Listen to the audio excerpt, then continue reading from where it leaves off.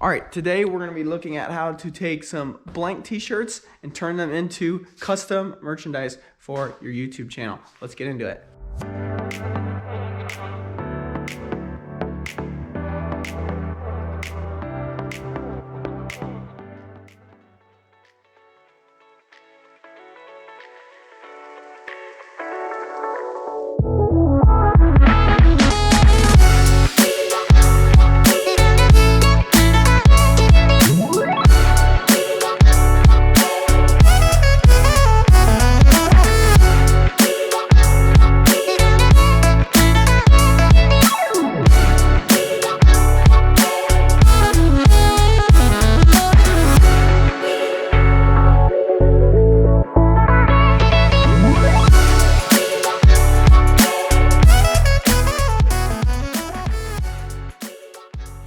So whether you have your own business or a YouTube channel or anything else, if you want to make some branded t-shirts, we're going to show you how to do that.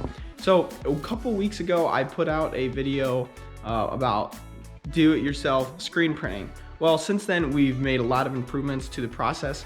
Before I was only making it like a handful of t-shirts and I didn't have a screen printing press like the one here. So I'll be showing you how I made this just out of some scrap wood that I had laying around.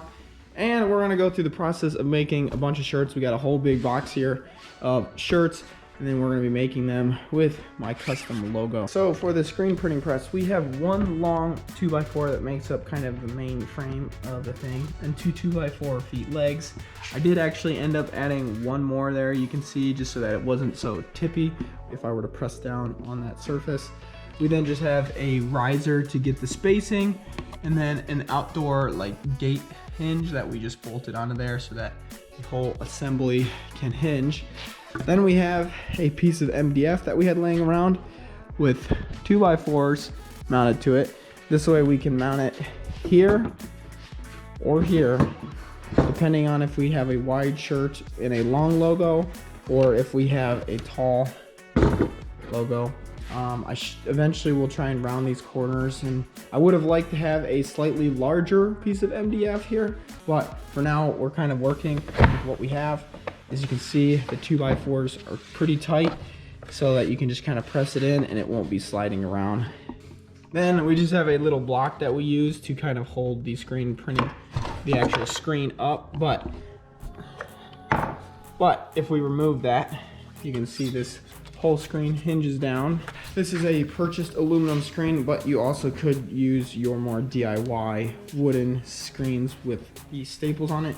So then the screen itself is mounted to a piece of angle iron, and then here it's kind of just a jury rig way to lock it down, but I'm just using these little 90-degree brackets to then use the bolts to push down, and then I'm also keeping it from rocking left and right by using just some C-clamps that clamp onto that angle iron, as you can see there. So with that, you can lift it up, you can slide your shirt onto the pallet, you can drop it down. The nice thing about this is if you make your pass with your ink, you pull it up and there's not enough, you can go back down and do it again. I've actually found that doing two passes works a lot better anyhow, just to give it a sharper and more durable finish to it, so that works for both of those reasons.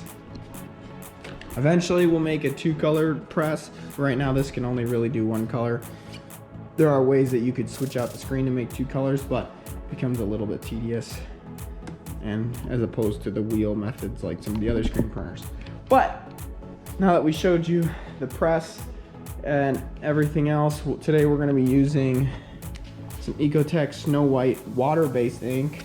I personally just like the look of the water-based ink a lot better than Plastisol, so I've been using that. So we'll load up the screen with some ink, and we'll get some shirts slid on and ready to go and get the printing. All right, so what we've done here is we actually have a little corner here marked out on the actual screen itself, and we matched that up with the center of that. There's a lot of ways that you can orient the screen to match properly with the palette. But this is just the way, especially for this particular design, that I've found that has worked the best for me. But again, I am no professional. We're gonna load up the test shirt first just to verify that we get the screen filled enough. Adhesive.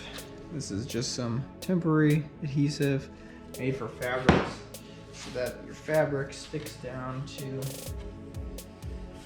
pallets, and you just kind of rub it in there. You don't really want to stretch it, because if you stretch it, once it comes back, it'll look funny.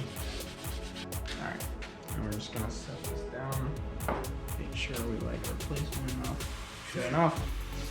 So we just need to lift this up enough to get it off of the fabric. All right. So we have ink here. Grab just a plastic spoon. I'm just gonna scoop some of this ink up and just set it on the screen. Let's load up the screen with ink.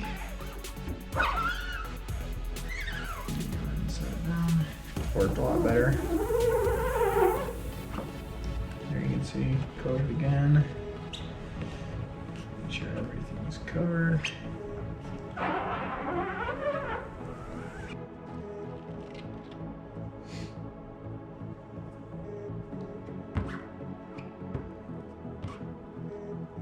So there you can see it's a little bit faint, so we should be able to just set this right back down.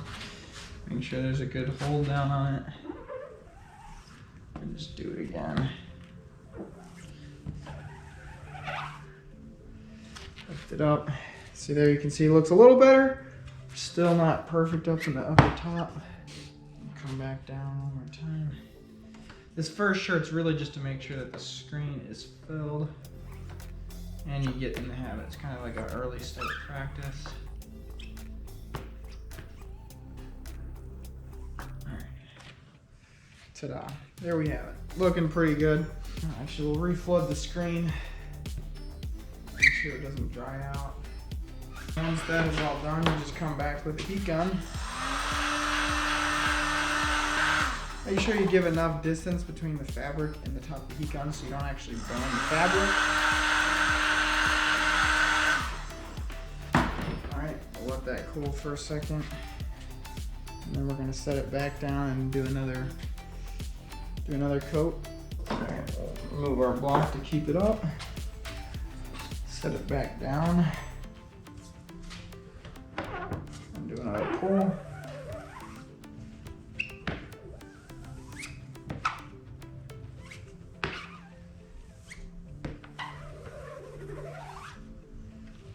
Up. And there you got it. It's looking good. I'll just use the heat gun for one final thing.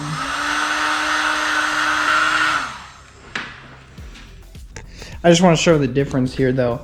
So this is just a single pass. These are some of the other ones, not today, but as we were practicing. And here you can see, look how much just brighter it is. You know, you don't have the black passing through. So that extra vibrance and that, you know, not having that black come through is really be a function of the second pass that we did. So it's looking a lot better.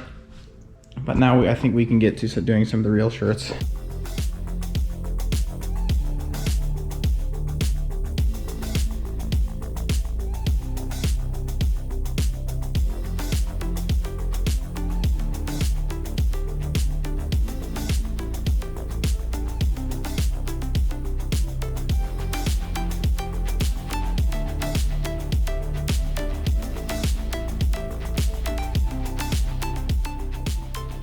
All right, so we still got a couple more shirts to make here, but it shows you the process that we're taking, and to make these shirts shows that you can just go do it yourself. You don't need the nicest equipment necessarily. You can try and make something yourself. There's a lot of videos out on YouTube showing kind of more detailed videos on how to make this stuff, and so definitely go check that out yourself if you're interested. If you would like to purchase a shirt, I'll leave a link in the description. I'm gonna be selling them on Etsy and Facebook initially, so go check those out if you would like. I appreciate the support, but we'll see you in the next one.